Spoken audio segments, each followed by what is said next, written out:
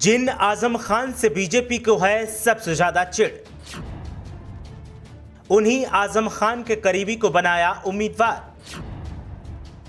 BJP के इतने बुरे हालात की रामपुर में नहीं मिला कोई उम्मीदवार। आजम के करीबी पर खेला दांव तो देखिए सपा क्या बोली।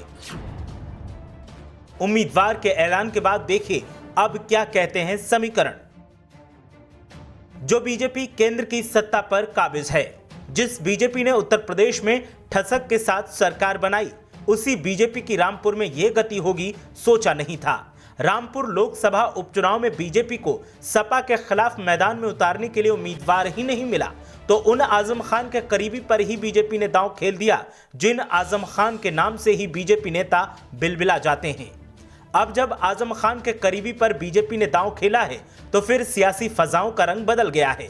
सपा नेताओं ने अब बीजेपी के खिलाफ मोर्चा तो खोला ही है, साथ ही साथ आजम खान के सामने बीजेपी चीनी कम पानी है ये भी साबित करने की कोशिश कर रहे हैं।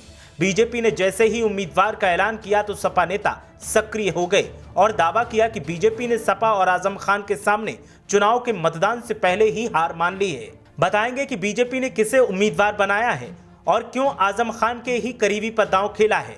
लेकिन पहले आप बताएं कि सपा के मुताबिक क्या वाकई रामपुर में बीजेपी आजम खान के सामने चीनी कम पानी है? क्या वाकई रामपुर में कोई आजम और सपा के सामने बीजेपी से चुनाव नहीं लड़ना चाहता? आपकी राय क्या है, हमें कमेंट करके जरूर बताएं। अब बात करते हैं बीजेपी उम्मीदवार और सपा की सियासी पकड़ की, साथ ही साथ आजम खान के नाम के उस तुरुप के इक्के की जो हर हारी हुई बाजी को आखिरी पल में सपा के नाम कर देता है और बीजेपी मुंह ताकती रह जाती है। दरअसल बीजेपी रामपुर लोकसभा उपचुनाव में घनश्याम लोधी को उम्मीदवार बनाकर फूल ही नहीं समा रही है। घनश्याम लोधी कभी आजम खान के बेहद करीबी रहे हैं और आजम खान की वाहवाही में कसीदे भी गढ़ते रहे हैं। लेकिन अब जब वो बीजेपी की तरफ से मैदान में होंगे तो कैसे अपनी बातों को सही साबित कर पाएंगे, क्योंकि वो पहले आजम खान की तारीफ करते रहे हैं और आजम खान की तारीफ जाहिर है कि सपा की भी तारीफ होती है।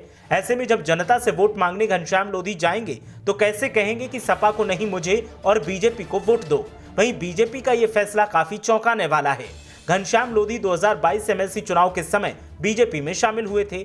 एक समय ऐसा भी था कि आजम खान ने सपा का सिंबल स्पेशल हेलीकॉप्टर से मंगवाया था, लेकिन अब समीकरण बदल चुके हैं। घनश्याम लोधी के मैदान में आने से सियासी पारा तो हाई हो ही गया है, साथ ही हर किसी की नजर इस बात पर टिकी है कि घनश्याम लोधी कैसे बीजेपी की विजय पताका फहराएंगे या फिर आजम के करिश्मे के सामने सब ताश के पत्तों से बिखर जाएंगे।